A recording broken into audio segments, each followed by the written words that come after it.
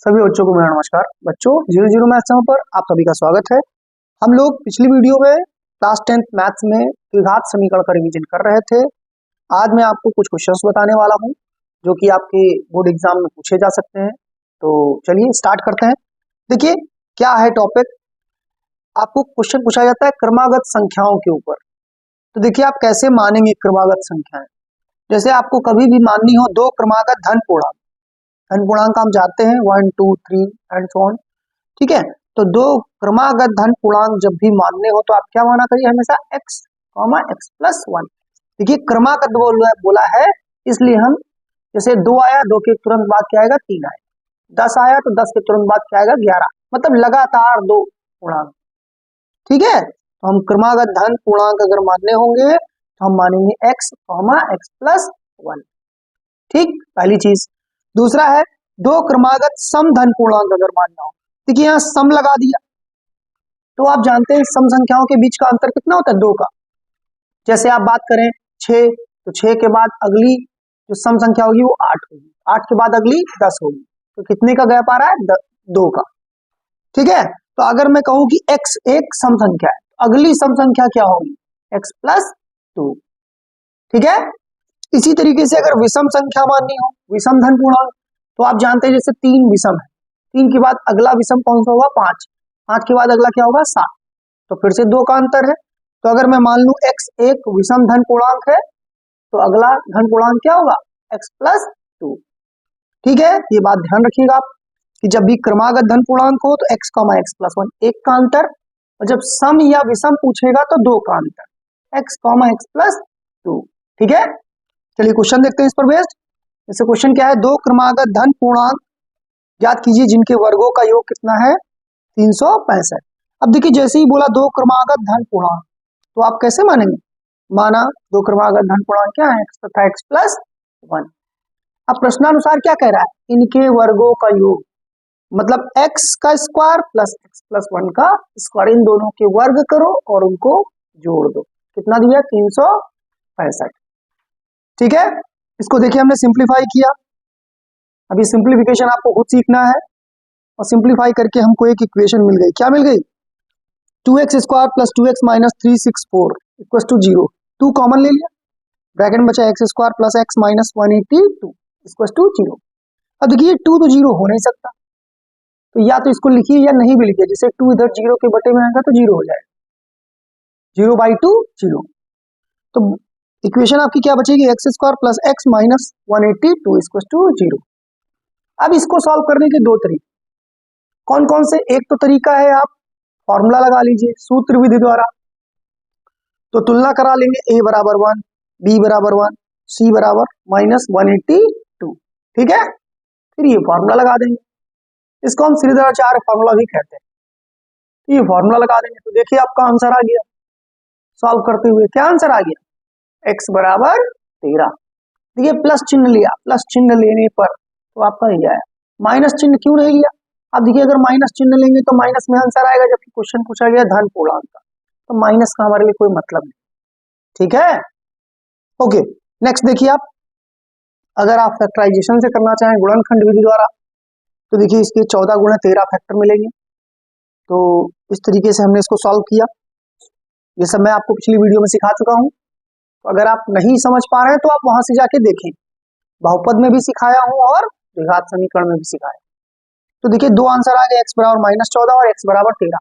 हम इसको नहीं लेंगे, क्यों, क्योंकि माइनस में नहीं चाहिए आंसर, धन पूर्णांक चाहिए।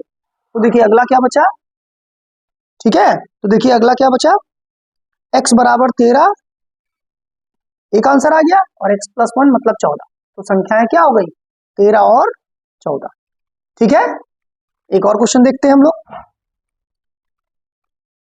देखिए यहाँ पे क्वेश्चन क्या है, दो क्रमागत धन पूर्णांक सम संख्याओं के, अब धन पूर्णांक सम लिखा हो या सम धन पूर्णांक लिखा हो या धन सम पूर्णांक लिखा हो, तो आप समझ जाइएगा सम संख्याएं माननी।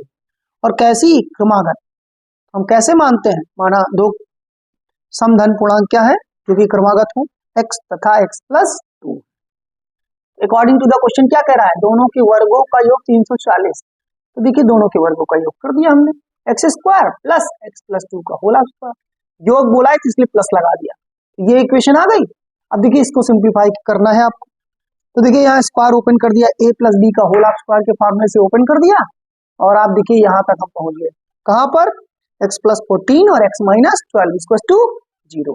अब आप जानते हैं यहाँ पर दो फैक्टर आए हुए हैं, दो गुणनखंड है, तो एक बार x प्लस 14 बराबर 0, x बराबर माइनस 14 आ गया, जो कि संभव नहीं है क्योंकि धन पूर्णांक बोला है, और एक आ गया x बराबर 12, ये सही है, तो दूसरा क्या हो जाएगा, x प्लस 2 बराबर 14, तो दो क्रमागत धन सम संख्याएं क्या हो गई, 12 तथा 14। ठीक है, एक और क्वेश्चन देखेंगे। क्वेश्चन आपका ऐसा भी पूछा जाता है, इस तरीके का क्वेश्चन पूछा जाएगा तो आप कैसे सॉल्व करेंगे।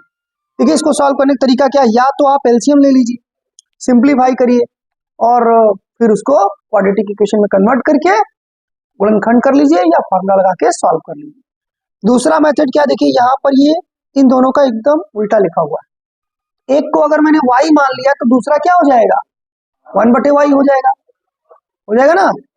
जैसे इसको मैंने y मान लिया, ये कितना हो जाएगा, 1/y। देखिए यहाँ माना है 2x माइनस 1/x प्लस 3 बराबर y मान लिया, इसका उल्टा क्या हो जाएगा, 1/y। हमने यहाँ रख दिया समीकरण 1 से, तो 2 into y minus 3 into 1/y equal to 5। LCM लेकर के सेट किया तो देखिए ये इक्वेशन आ गई, 2y स्क्वायर माइनस 3 बराबर 5y। अब देखिए यहाँ पे 2y square minus 5y minus 3 equal to 0, तो इसको सिंप्लीफाई करिए, 2 3 6 और 6 माइनस 1 5 होता है, तो 2y square minus 6 minus 1y minus 3, इसको आप सिंप्लीफाई करेंगे तो देखिए दो आंसर आ रहे हैं, एक आ रहा है y माइनस 3 बराबर 0 और दूसरा आ रहा है 2y प्लस 1 इक्वल टू 0। जब y इक्वल टू 3 हो जाएगा और दूसरा क्या हो जाएगा, 2y इक्वल टू माइनस 1, तो यहाँ से देखिए y इक्वल टू 3 और y इक्वल टू माइनस 1/2। अब देखिए जो माने थे उसको यहाँ रखेंगे, हमको y का आंसर नहीं चाहिए, हमको x का आंसर चाहिए, तो y क्या माना था, देखिए 2x माइनस 1 बटे में x प्लस 3, क्रॉस मल्टीप्लाई करा के x बराबर माइनस 10 आ गया, और इधर से क्रॉस मल्टीप्लाई करा के एक आंसर आ गया x बराबर माइनस 1/7। ठीक है, अगला देखेंगे, एक विषम पर देख लेते क्वेश्चन। तो यहाँ क्वेश्चन क्या पूछा गया, जैसे कि दो क्रमागत विषम धनात्मक पूर्णांक ज्ञात कीजिए जिनके वर्गों का योगफल क्या हो 290। तो मैंने क्या बताया था अभी, कैसे मानेंगे आप, एक को तो x मान लेंगे और दूसरा क्या हो जाएगा, x प्लस 2, विषम में भी और सम में भी, और कहा क्या, स्क्वायर यानी कि वर्गों का योगफल कितना है, 290। ठीक है, इसको आप खुद सॉल्व करेंगे।